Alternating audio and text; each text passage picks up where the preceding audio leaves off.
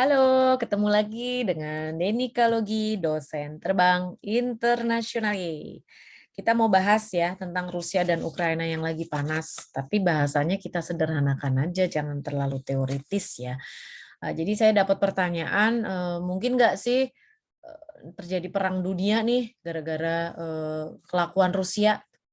Kalau mungkin atau tidak ya jelas mungkin lah. Tetapi kok kayaknya hmm, agak berat ya negara-negara, apalagi sekarang pandemi gitu ya, negara-negara untuk bergabung dalam sebuah koalisi atau aliansi militer untuk bergabung dalam perang dunia. Itu mikir kali ya, gitu. Terus itu sih jawabannya. Jadi mungkin ya mungkin. Terus memang tidak bisa ya mencegah Putin untuk tidak menyerang Ukraina gitu. Ya berat sih. Putin terlalu percaya diri untuk dicegah gitu. Terus pertanyaan kita, emang ada yang didengar ya omongannya sama Putin ya gitu. Termasuk Indonesia, tapi nanti kita bahas peran Indonesia ya.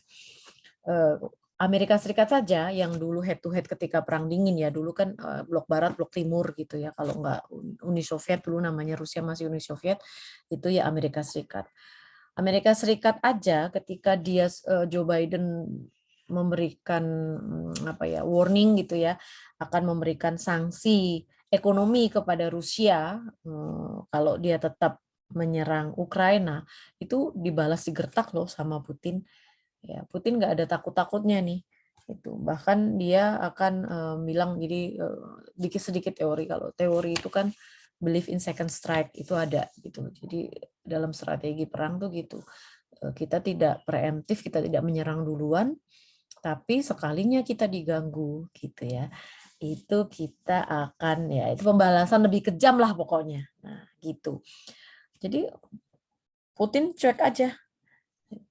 Terus kalau kita lihat ya kasusnya, selain Amerika Serikat, siapa sih yang deg-degan gitu? Yang deg-degan jelas negara-negara yang ada di sekitar. Gitu katanya sih dapat info di Finland itu hal kayak gini dibahas tuh. Rame para pemimpinnya di sana membahas situasi ini. Karena negara-negara seperti Finlandia dan Swedia itu kan yang berbatasan ya. Dan mereka itu punya sejarah atau mungkin trauma ya, punya sejarah perang dulu dengan Rusia pada masa SAR dulu gitu. Jadi mereka jelas tidak mau terlibat ya atau terkena perkara gara-gara kasus Ukraina ini. Terus yang menjadi pertanyaan sebetulnya, kenapa sih ya Rusia ini pengen banget nyerang Ukraina gitu? Apa sih pentingnya Ukraina kan gitu? Nah, kalau dilihat dari sejarah jelas hubungannya itu mereka dulu tuh sangat mesra karena kan dulu di bawah Uni Soviet ya Ukraina itu ya ketika masih namanya Uni Soviet. Terus pemimpin-pemimpin yang sebelumnya juga pro Moskow atau pro Rusia. Nah, mulai 2014 saja itu pemimpinnya sudah tidak mulai pro Moskow dan pengen lebih independen gitu ya Ukraina itu. Bahkan ya terakhir-terakhir ini nih yang bikin bikin Rusia marah nih. Ukraina itu kan pengen bergabung ngebet ya, pengen bergabung jadi anggota Uni Eropa, juga NATO. Dia pengen jadi bagian dari itu. Nah, ini kesel nih, bikin Rusia kesel gitu. Tapi apa benar sih Rusia itu hanya karena kesel gitu terus Putin itu sampai harus mengirimkan pasukannya ke perbatasan dan bahkan melakukan serangan betul ya ke Ukraina. Nah, kita jangan lupakan ada jalur minyak di sana. Ya, pipelines yang lewat Ukraina. Jadi kalau dilihat dari kalau nanti kalian googling di peta gitu, kelihatan itu gitu bahwa peta Rusia peta apa ada gambarnya itu pipeline-nya pasokan minyak, aliran minyak ya ke Eropa, ke negara-negara di luar Rusia itu melewati Ukraina. Jadi kalau dilihat dari posisinya, Ukraina ini termasuk hub gitu ya, transit penghubung, negara penghubung atau transit yang dilalui oleh aliran pipa minyak Rusia itu. Jadi ya Rusia punya kepentingan banget sama Ukraina. Nah, jadi kalau kita membahas tentang perang gitu. Perang itu kita cari nih penyebab utamanya apa sih gitu. Kalau dalam kasus ini sebenarnya terlihat ya, kayaknya ujung-ujungnya gara-gara minyak nih kayaknya, gitu. Dan ini sebenarnya di banyak negara atau dalam sejarah-sejarah perang sebelumnya, perang-perang modern ya, kita ingat perang Teluk, pasti ujung-ujungnya minyak. Gitu. Jadi kalau kita melihat Amerika Serikat negara besar kayaknya belain Ukraina, apakah betul dia cuma belain karena atas dasar kemanusiaan? Ya, nggak juga sih gitu. Kita yakin minyak itu kan gini rebutannya. Kalau nggak dikuasai Rusia, ya lewat dikit gitu ya, terlena dikit nanti dikuasai sama Amerika Serikat dan yang lainnya gitu. Jadi masalah perang itu bisa terjadi karena perebutan sumber daya alam, natural resources, terutama minyak itu masih jadi idola. Ya. Jadi penting banget nih posisi Rusia bagi kok Rusia ya, posisi Ukraina bagi Rusia. Kalau dilihat pipa lainnya itu, dan Rusia sangat berkepentingan karena Rusia adalah pemasok sepertiga minyak yang dibutuhkan oleh negara-negara Eropa. Makanya tadi negara-negara Eropa juga mikir mau macam-macam sama Rusia gitu ya. Pada ada hitung-hitungannya. Nah, ini yang membuat tadi pertanyaan, mungkin nggak sih perang itu terjadi? Mungkin saja, tapi tentunya ada kalkulasinya. Dan sementara ini sih kayaknya negara-negara itu berat gitu ya, bergabung untuk perang. Terus apa kalau gitu kita diemin aja nih Rusia? Memang kita nggak bisa ngapa-ngapain gitu. Bahkan PBB dianggap gagal ya. Sekjen PBB aja juga mengingatkan itu sebenarnya sudah menyerukan adanya humanitarian cost, dan memang itu yang hanya bisa diingatkan.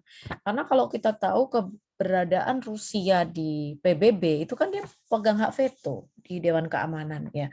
Jadi kalau mau ada negara-negara yang anggota Dewan Keamanan atau negara-negara anggota PBB lainnya usul nih mau mengangkat persoalan ini, itu udah langsung diveto, udah nggak bisa macam-macam. Yang bisa dilakukan ya tadi paling menyerukan atau mengingatkan setidaknya gitu ya tentang adanya humanitarian cost itu.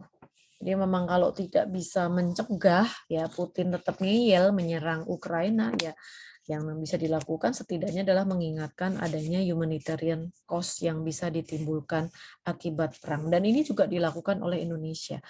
Posisi Indonesia sekarang ini sepertinya sih Indonesia lagi mesra ya sama Rusia ya, hubungannya lagi baik. Semoga didengar. Karena wakil Indonesia di PBB juga menyerukan itu, mengingatkan kepada Rusia untuk mempertimbangkan aspek kemanusiaan. Ya setidaknya itu yang bisa yang kita lakukan ya, mumpung kita lagi mesra sama Rusia, siapa tahu didengar gitu.